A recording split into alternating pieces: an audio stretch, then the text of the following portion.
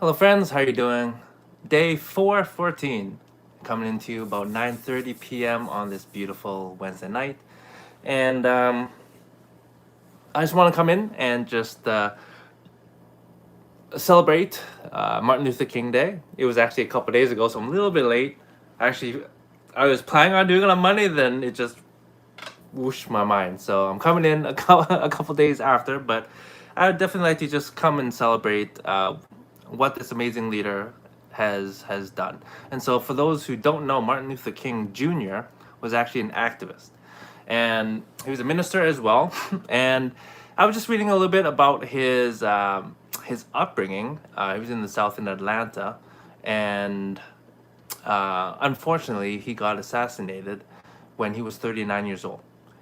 And so, he was an activist that he followed many of the teachings of Mahatma Gandhi in terms of advancing civil rights through nonviolence and civil disobedience. And so, for me, I always believe that the power of love can really change the world in a positive way. It's just a lot of us have never seen that in action and don't really understand it yet. And so for me, I've always been fascinated, especially with how Gandhi was, and then learning about Martin Luther King. It just fascinated me. So, I read up on them, both gentlemen, and it's just amazing how much change they were able to make while they were here. Both of them were assassinated. Um, but yeah, it's such a shame and it's unfortunate, but it's amazing what they were able to do while they were here. And so I actually had the opportunity to head down to Atlanta in it's either January or February. I think it was late January, early February, 2018. So that was 4 years ago. And wow, that was an amazing trip. I was down there for just 3 days, and on one of the days, one of my friends down there, they actually hosted me and took me around, and they asked me what I want to do. I said, well, give me a few suggestions. And Martin Luther King, uh, they told me, I'm like, done. I so want to go check out his house is still there, so people can actually go tour it, and they have a whole I don't know if it's a not museum, but I don't know. I'll call it museum, where it talks about all of his background, his upbringing, uh, what he did back then. He was a part of a debate team in high school. He tried to commit suicide a couple times when he was young. One time, it was before he was 10. He thought he actually killed his grandmother, so he blamed himself and he jumped out of a second-story building. But he's a kid, right? He didn't know how to process his feelings, and obviously he had lots of feelings of guilt. So it's unfortunate, but when you're young, you don't really understand. But another thing was that you know uh, he was a minister. His dad was an activist, and so he went through, or he saw a number of interactions that his dad went through in the segregated South. And back then, there's a lot of racism, and it was very segregated. And so, he never felt right when he saw instances like that. So he was someone who grew up seeing a lot of injustice and wanted to fight it. And so, uh, you know, I can't even imagine myself having to go through what he had to. But again, um, for someone like him, I think because of the stuff that he's gone through, prepared him to actually create the change and the difference and the impact that he was able to make while he was here.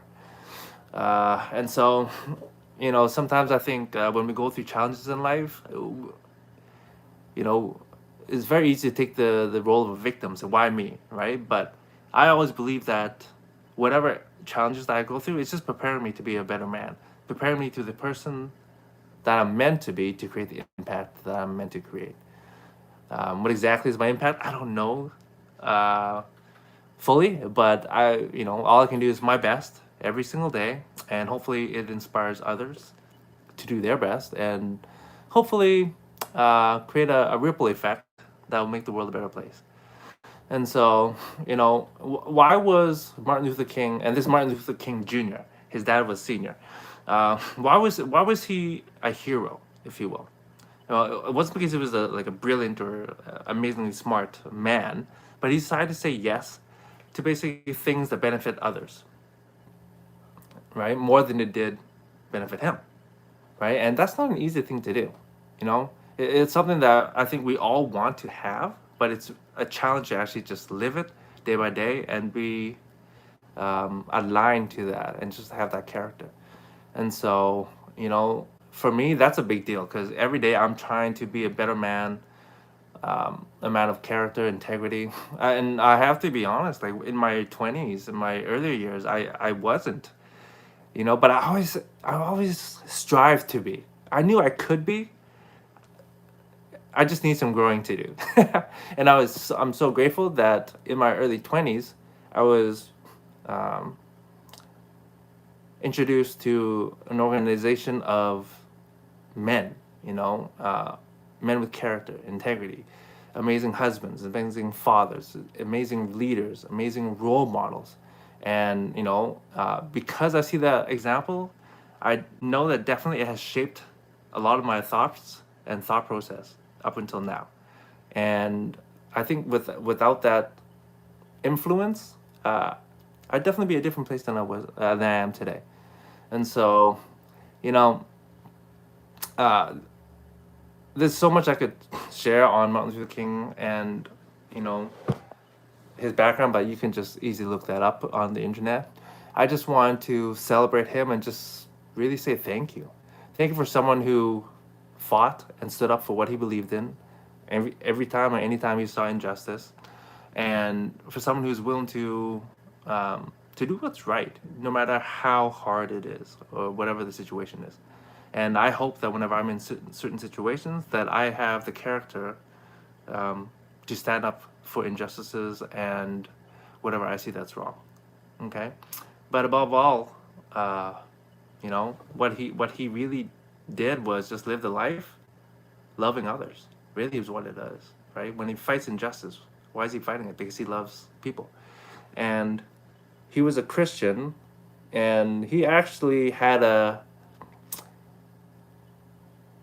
situation when he was younger, I think in his teens, I think, where obviously it was a racist interaction, and he swore and he wanted to. He's like, I hate white people, I hate da da da, and then but his parents says, well, your Christian walk says that you need to love others, and so